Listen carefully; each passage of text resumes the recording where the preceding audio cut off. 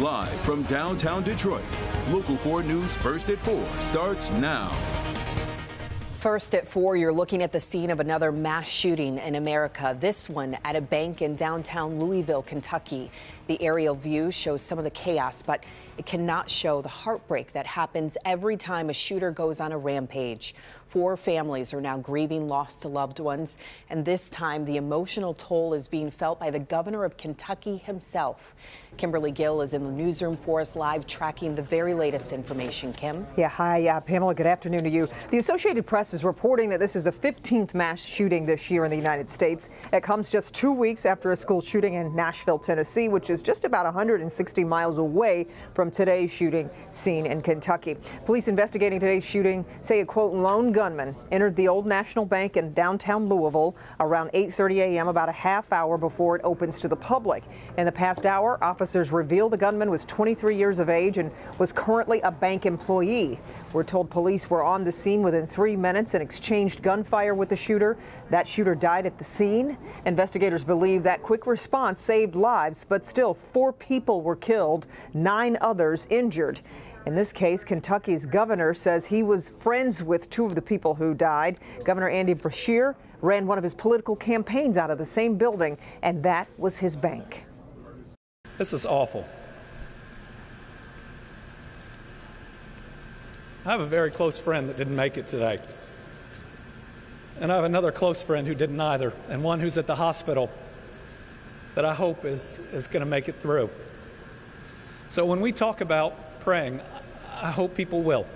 The President and the First Lady are praying for those killed and injured in the tragic shooting in Louisville and for the survivors who will carry the trauma for the rest of their lives.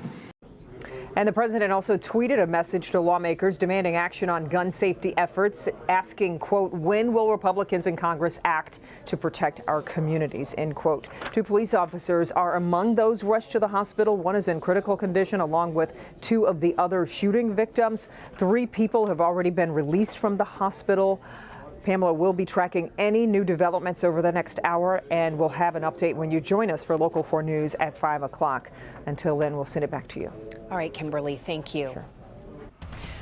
First at 4, we have breaking news from the Justice Department. It's moved quickly to appeal a Texas court ruling that would halt the approval of the most commonly used method of abortion in the United States. The drug mifepristone has been widely available for more than 20 years, approved by the FDA. At the same time, a judge in the state of Washington directed the FDA not to make any changes in 17 states where Democrats have sued to protect the use of that drug. It's all likely to end up in the hands of the U.S. Supreme Court. An early morning crash forces a Detroit couple out of their home just days after they moved in. Take a look at this messy scene. A car smashed into this home on the city's east side over on Charlevoix. It happened around 5:30 this morning. Right now, it's not clear why the car ended up smashing into the house, but as you can see, it did a lot of damage. The driver did survive this crash. We are checking on his condition right now. One of the homeowners describes what it was like at that moment of impact. Yeah, it was just it's like a bomb went off, and the house didn't shake, it just shifted. Like it didn't go back and forth, it just moved over and it just stopped. We're told the house has now been condemned, which means David Fisher and his wife are looking for a new place to stay. So far, no word on any charges in this incident. We will, of course, have an update on this investigation for you on Local 4 News at 5. Our cameras also on the scene of an apartment fire near the campus of Eastern Michigan University. It happened in the 400 block of Villa. We're told 3 units were damaged, but luckily nobody was hurt. Right now, we're waiting on an update on what caused that fire to start. Right now, let's turn our attention to the first forecast. We'll start with a live look outside. We have seen plenty of sunshine outside our downtown Detroit studio. Look at this beautiful shot of the waterfront there. It looks nice, doesn't it? Meteorologist Kim Adams is standing by with a quick check on our current conditions. Kim? Well, you think it can't get much better than this, but it's going to get a lot better than this over the next several days. But right now, we'll just enjoy the sunshine. 67 at City Airport, mid 60s in Pontiac. Look at Lapeer in the upper 60s, 67 in Howell, and 68 over in Lansing. It is 7 degrees warmer right now than it was 24 hours ago in Detroit, 4 degrees warmer in Ann Arbor, and 10 degrees warmer in Monroe. And each day this week will just keep getting warmer and warmer, including tomorrow when we do crack the 70s. 50 degrees at 8 a.m. by noon, 68, and by 4 o'clock this same time tomorrow, 74 degrees. It's going to be a little breezy, though, the next couple of days with winds out of the west at 10 to 20. But I just can't wait till the main forecast to show you this. Look at our temperatures, well above normal, but look what happens next week, back down into the 50s. I'll have more in your forecast coming up. Today is National Siblings Day, and we know there are brothers and sisters that are working together in a variety of ways and leaving their footprints on society. And today, 2 local brothers say they are defining for themselves what it means to be family. Our Paula Tutman has their story from Detroit's East Side. I would say kind of the cornerstone of why Detroit Soul exists is because my brother and I, we grew up in neighborhoods where businesses, everything you needed in the neighborhood was in the neighborhood. They start one another's sentences. Now, normally what happens, I come back and ask them, how long is it going to take for this braid? Because we're running out of braid. And finish them. So I need you. When you see and hear them together, you might even think they could be twins. And you are the Owners. Owners of Detroit Soul. When they grace newspaper articles and even TV clips like Tasty Tuesday, family recipes tweaked at this family-owned joint. Much is made about these 2 brothers, the founders of Detroit Soul, a healthier kind of soul food being served at their new restaurant, the newest gem in the treasure trove of revitalization off Jefferson at the edge of the Jefferson-Chalmers community.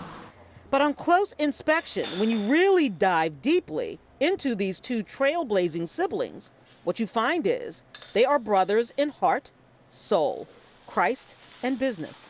Brothers in every way except blood. Their mothers, best friends, with houses filled with girls. They were the only boys and told they better stick together like brothers. The typical definition of siblings does not represent the relationship Sam and I have. We have been brothers since birth. We grew up together.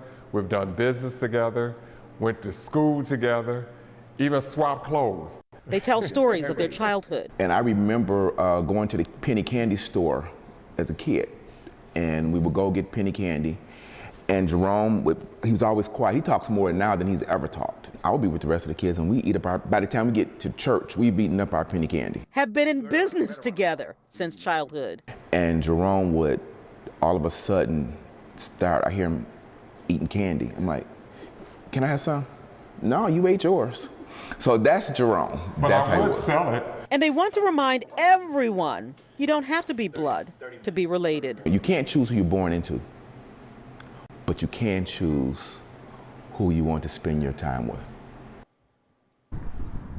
Okay, so corner of Lakewood and Jefferson, so new they don't even have a sign yet. Look for that red awning. They're like, hey, this is our day too. If you come here, listen, you're part of the family. You're a sibling as well because they believe in building family through community. And I just want to say this, Pamela, sitting in there talking to them, I got such a kick out of these guys. They just make you feel good being around them. And that was a sibling move, too. Well, I'll sell you the candy back, but you have to buy it from me. I hope you got something good to take home to share with your twin tonight. Thank you, Paula. We appreciate it. You bet. Many of you have been sharing some of your favorite sibling photos through our My Picks feature. If you sent a favorite picture, you might see it in the news today. We'll have some at the end of this newscast. Still ahead, a new world order. China is about to lose its #1 ranking. We'll look at which country is moving up and one of the challenges it's facing as well. Also, millions of people revere the Dalai Lama, but the religious leader now facing criticism for a kiss caught on camera. See what you think of the situation and his apology.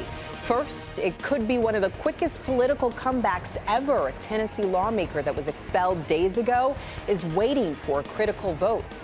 We'll tell you how this plays out next.